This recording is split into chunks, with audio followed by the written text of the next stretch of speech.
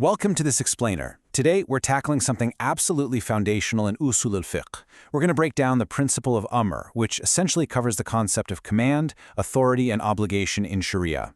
If you've ever wanted to know exactly how Islamic scholars pull legal rulings straight from the source texts, well, this is literally where it all starts. So let me just ask you this. What does it actually mean when Allah gives a command? Like, you're reading a verse in the Quran or a hadith from the Prophet Muhammad, peace be upon him, and it tells you to do something. How in the world do we know if that religious act is just, completely optional, highly recommended, or strictly compulsory? That right there is the million-dollar question we're answering today. Okay, let's dive right into our game plan for this explainer.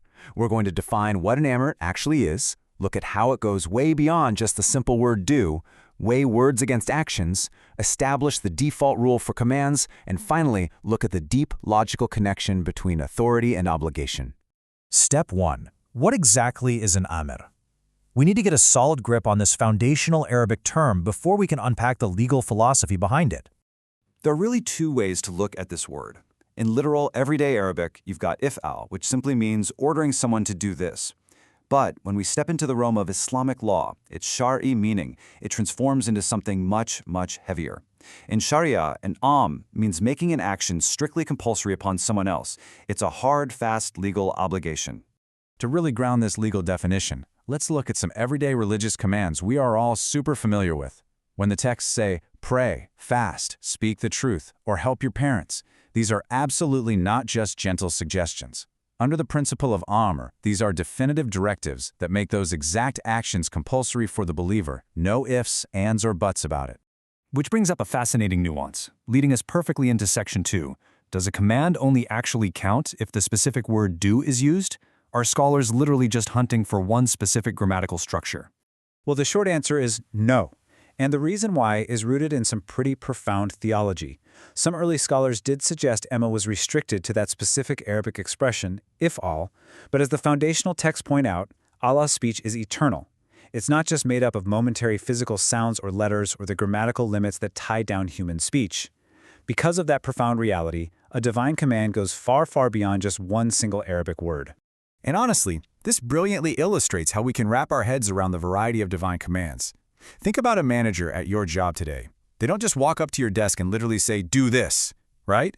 They might shoot you an email, drop a voice note, publish a written policy, or just give verbal instructions during a meeting. The formats are totally different, but the essence? Exactly the same. They are all binding commands.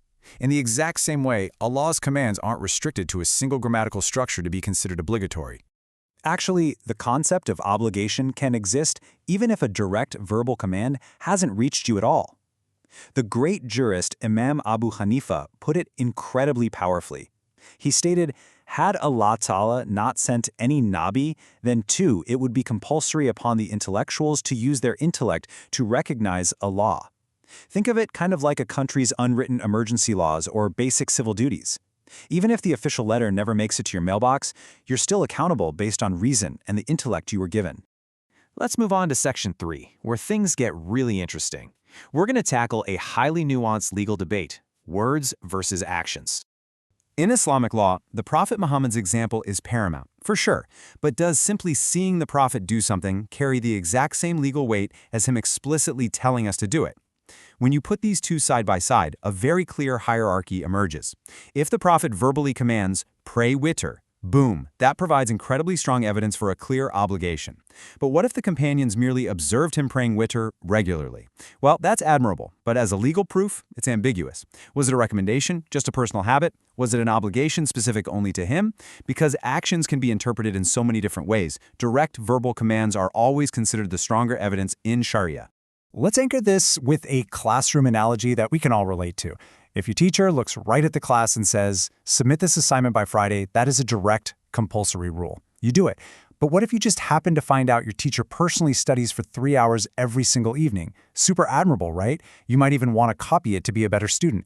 But it definitely doesn't mean that you, the student, are required to do the exact same thing just to pass the class. Which brings us to a really critical scenario in Section 4. We know what a command is.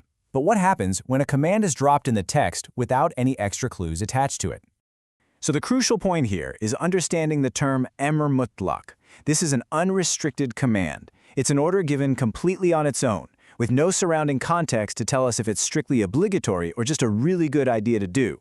For example, take the Quranic verse. When the Quran is recited, then listen attentively to it and remain silent. The verse doesn't explicitly tack on the words, this is obligatory or this is optional.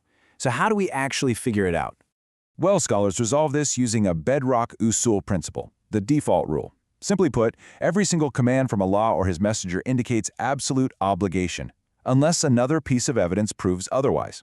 This is exactly why acts like the 5 daily prayers, fasting in Ramadan, and paying zakah are solidly, undeniably obligatory. The commands are there and zero other evidence exists to downgrade them from an obligation to a mere recommendation.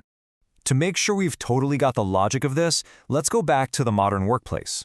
If your employer sends out a memo that says, complete the safety training, everybody reading that naturally assumes it's 100% required.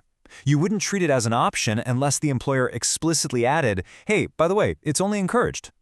In Shariah, it's the exact same logic. We assume the command is binding unless another proof steps in and changes the ruling. All right, Section 5. Let's move to the real philosophical peak of our explainer today, authority and obligation.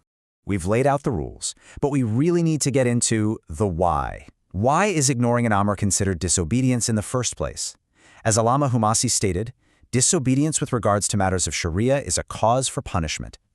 The rationale behind this is actually incredibly profound. The sheer force of a command doesn't just come from the words being used, it is entirely dependent on the authority of the one giving the command over the one receiving it. Just look at the hierarchy of human authority we deal with every single day.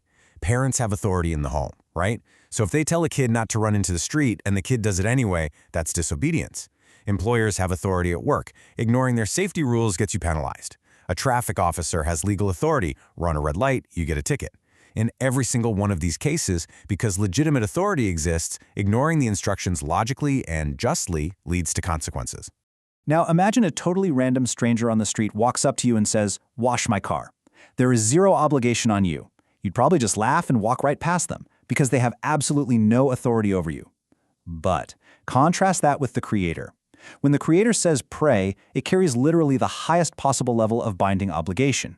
Why? Because Allah is the supreme master. He created you, He sustains you, and He has absolute authority over every single inch of the universe. Full authority equals full obligation.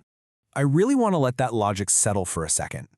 If disregarding a human authority, like your boss or a traffic cop, deserves a penalty, what about the one who brought you into existence from absolutely nothing? Think about that. How much more incumbent, how much more binding is His command? The principle of Amr isn't just some dry academic legal theory. It is a profound reflection of our literal relationship with the divine. Thank you so much for joining me for this explainer. I really hope this brought some solid clarity to your studies. Because at the end of the day, every command carries the exact weight of its commander. Knowing His absolute authority, how will you respond to the next command you hear?